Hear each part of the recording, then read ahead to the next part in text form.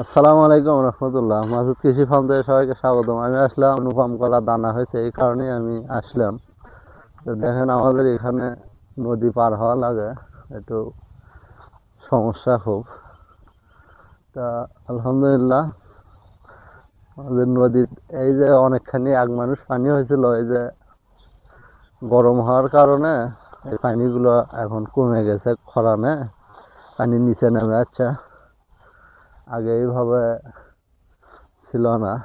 এই যে দেখেন, এই কুকুরগুলো আবার জুতো নিয়ে যায়, তো এই কারণে সমস্যা। কুকুরগুলো জুতোগুলো আবার সরিয়ে দেওয়া লাগবে। দেখেন যে 3টে কুত্তা একসাথে অ্যাটাক করছে, তো খুব সমস্যা। তো একটু হাতেই নেওয়া লাগবে। যখনই এই জায়গাতে আমি ওই জুতো রেখে যাই, এই কুত্তাগুলো করে কি, জুতোগুলো নিয়ে একেবারে নদীর ওপরে ওই সাইডে যা থিয়ে আসে, খোঁজা লাগে শুধু। এই কারণে জুতোটা একটু নিরাপদ জায়গায় রাখা লাগবে। এখানে একটু টং আছে, আমি এখানে রেখে দেবো ইনশাল্লাহ। হয়ে গেছে, কলা অনেক দানা হয়েছে। তো ঈদের ছুটির কারণে কাজ কামের এমন চাপ, কলাগুলো খুব সুন্দর মোটা দানা হয়েছে, কাটারই সময় হয় না। অনেক কষ্ট করে সন্ধ্যার পর, সন্ধ্যের দিকে আমি যাচ্ছি, আবার আজান দিবে, খুব তাড়াতাড়ি করতেছি যাতে কাজটা খুব তাড়াতাড়ি হয়। এই যে আমার কলার জমিতে আসলাম আমি।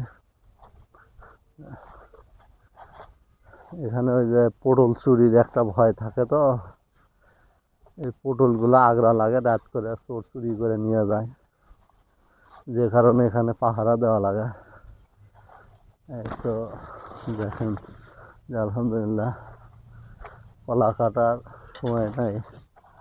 যে কলার সময়ের এত সমস্যা যে ওষুধ দেওয়ারও সময় হয়নি, কলাগুলো খুব অনুপযুক্ত হয়ে গেছে।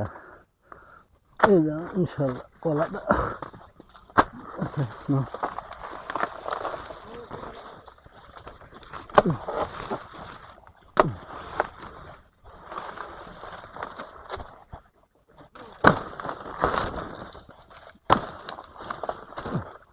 খুব শক্ত হয়ে গেছে, জানা হয়েছে। কলাটা খুব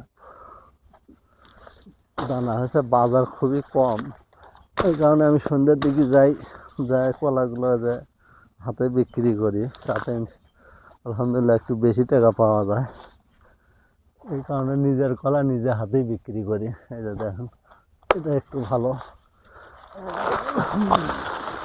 দেখেন কত মোটা, কত সুন্দর কলাগুলো। মানুষ আমার ওই কলা বেশি নেয়, কারণ এই যে পেকেই গেছে, গাছ পাকা কলা থাকে। তারপরে আমি কোনো মেডিসিন দিই না, এই কারণে আমার কলার চাহিদা আসলে যাওয়া হয় না, যাতেই বিক্রি হয়ে যায়।